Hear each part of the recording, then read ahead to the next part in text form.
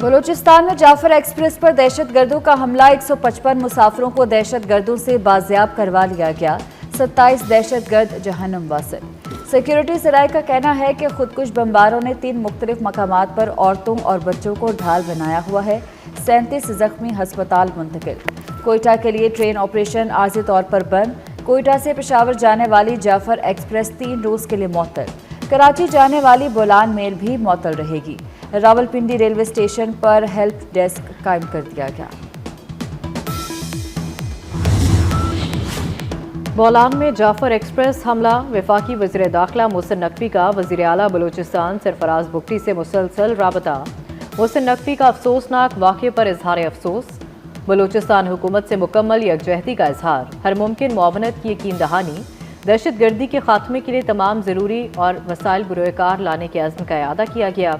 मोहसिन नकवी ने कहा कि बलूचिस्तान में क़याम अमन के लिए सूबाई हुकूमत को हर तरह का ताउन फराहम कर रहे हैं और करते रहेंगे। सानेहा जाफर एक्सप्रेस। भारतीय मीडिया बेबुनियाद प्रोपेगेंडा करने में मसरूफ। जाफर एक्सप्रेस पर हमले की खबर कलदम दहशतगर्द तंजीम BLA के सोशल मीडिया अकाउंट से ब्रेक हुई, जिसको भारतीय चैनल्स और भारतीय अकाउंट्स ने फौरी फैलाया। भारतीय सोशल मीडिया एक्टिविस्ट रॉ और कलदम BLA के पैगामात फैलाने लगे। भारतीय और PTI सोशल मीडिया अकाउंट्स पर जारी वीडियोस 2022 की एक फिल्म की है।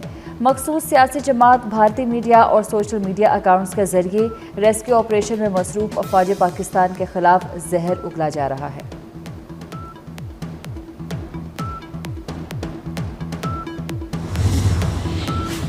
सदर मुमलिकत समेत सियासी क़यादत की जाफर एक्सप्रेस पर हमले की मजम्मत। सदर आसिफ जरदारी ने कहा कि बुज़दिल दहशतगर्दों के उनके अंजाम तक पहुँचाएंगे।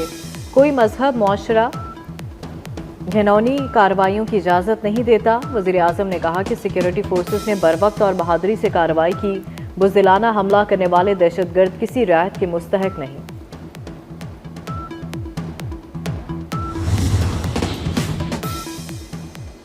तहरीक इंसाफ का जाफर एक्सप्रेस हमले के बाद फौज पर इल्ज़ाम तराशी का अमल शर्मनाक और नाकाबिले कबूल है। वज़ीर मुमलिकत बराए दाखिला तलाल चौधरी का कहना है कि ये सियासत नहीं, मादरे वतन पर जान देने वालों के खिलाफ खुली जंग है। सेनेटर इरफान सदीकी कहते हैं कि जाफर एक्सप्रेस पर हमले की मजम्मत की बजाय बानी PTI का अपना बचा खुचा वजन दहशत गर्दों के पलड़े में डाल देना काबिल मजम्मत है। दूसरों को अपनी हदूद याद दिलाने वाले की भी अपनी कुछ हदूद होती हैं। अक़वाम मुत्तहिदा की जाफर एक्सप्रेस पर दहशतगर्द हमले की मजम्मत। सेक्रेटरी जनरल अंतोनियो गुतरस ने कहा, मासूम मुसाफिरों को यरगमाल बनाए जाने की खबरों पर अफसोस हुआ। शहरियों के खिलाफ हमले नाकाबिले कबूल हैं। यरगमाल बनाए गए अफराद के बारे में गहरी तशवीश का इजहार। फौरी रिहाई का मुतालबा। आलमी रेटिंग एजेंसी मूडीज़ का पाकिस्तानी बैंकों की अच्छी कारकर्दगी का एतराफ़। मूडीज़ ने पाकिस्तानी बैंकों की रेटिंग मुस्तहकम से मस्बत करने का ऐलान कर दिया। मूडीज़ के मुताबिक 1 साल पहले के मुकाबले में मैक्रो इकनॉमिक सूरत हाल बेहतर हुई। रवा साल पाकिस्तान की मुआशी तरक्की 3% रहने का इम्कान है। गुज़श्ता साल मुआशी शरह नमू 2.5% थी। बैंकिंग आउटलुक में तब्दीली बेहतरीन कारकर्दगी का मज़हर करार।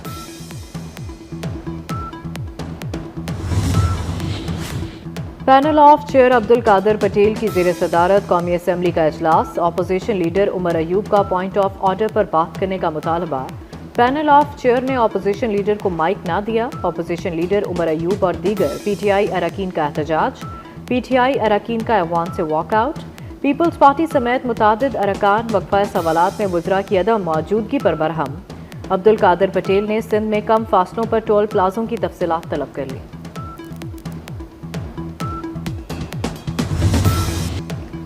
फौजी अदालतों में सिविलियंस के ट्रायल का केस। जस्टिस मोहम्मद अली मजहर ने कहा कि जो पॉइंट्स पहले कवर नहीं हुए उन पर मुआवनत करें। वजारत दिफा के वकील ख्वाजा हारिस ने कहा कि मुखालिफ वकला ने मरकजी फैसले पर दलाइल नहीं दिए। जस्टिस मुसरत हलाली ने कहा कि अदालतें आर्टिकल 175 के तहत होती हैं, क्या ये अदालत भी इसके तहत बनी? जस्टिस जमाल मंदोखेल ने रिमार्क्स दिए कि कोई ऐसा फॉरम है जो आर्टिकल 175 के तहत ना बना हो और वो सिविलियन का ट्रायल कर सके। सिंध हुकूमत ने डिजिटलाइजेशन पर बहुत फोकस किया। कायदे आज़म और जुल्फ़िकार अली भुट्टो के विजन को आगे बढ़ा रहे हैं। वज़ीर आला सिंध मुराद अली शाह का सिंध हुकूमत की 1 साला कारकर्दगी की तकरीब से खिताब। कहा, कभी ये दावा नहीं किया कि हम ये काम पहली बार कर रहे हैं। 1 साल में जो कर सकते थे किया। सिंध हुकूमत बिलावल भुट्टो के विजन के मुताबिक काम कर रही है। सूबाई हुकूमत ने 1 साल में मुख्तलिफ मंसूबों पर काम किया।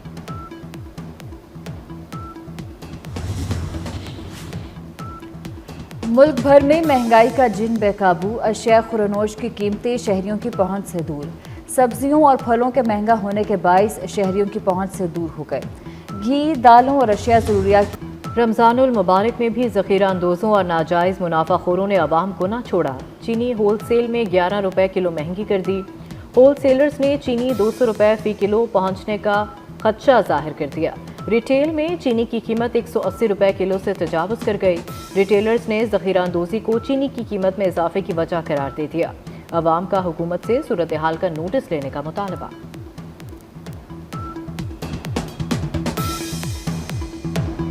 चीनी इतनी महंगी हुई पड़ी है, अब 170, 180, 200 तक भेज रहे हैं अवाम। चीनी की कीमत जब से बढ़ी है, हमारे दस्तरखान की जो रौनकें हैं वो बिल्कुल फीकी पड़ गई हैं। चीनी 170-80 रुपये किलो है। हमें तो ये डर है कहीं बढ़ती 200 से ऊपर ना पहुँच जाए।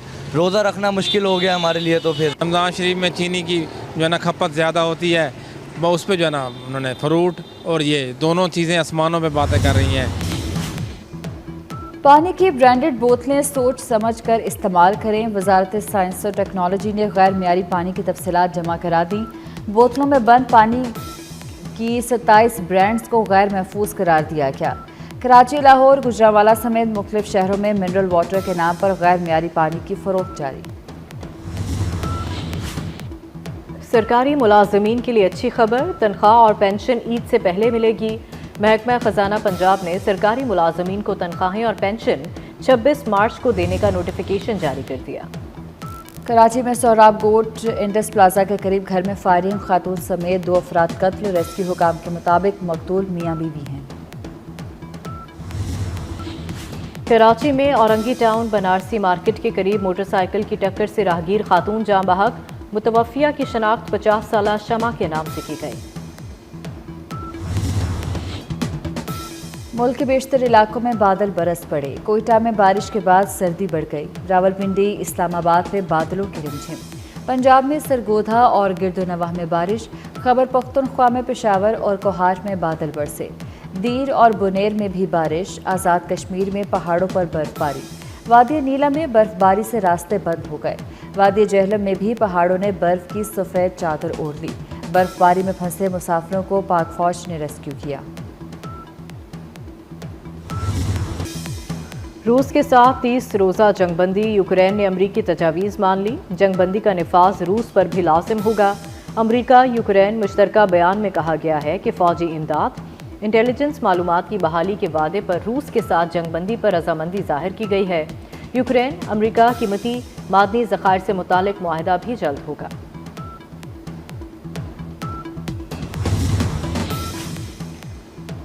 जंगबंदी मुआहदे के बावजूद रूस की यूक्रेन पर जारहियत। रूस का यूक्रेन के दारुल हुकूमत केव पर फ़ज़ाई हमला।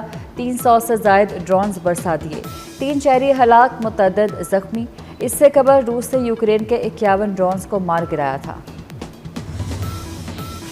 अमरीका हमें अहकामात और धमकियां दे, ये काबिल कबूल नहीं। ईरानी सदर मसूद पेज़ेश्कियान ने अमरीकी मुज़ाकरात की पेशकश ठुकरा दी। कहा, अमरीका से बातचीत नहीं करेंगे। अमरीकी सदर डोनाल्ड ट्रंप ने इससे कबल जौहरी मुआहदे पर बातचीत के लिए ईरानी सुप्रीम लीडर आयतुल्ला खामनाई को खत लिखा था।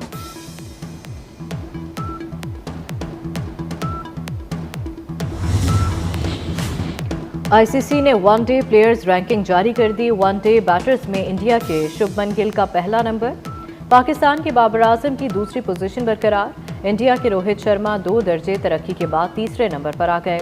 वनडे ऑलराउंडर्स में अफगानिस्तान के अजमतुल्ला उमरजई का पहला नंबर बरकरार।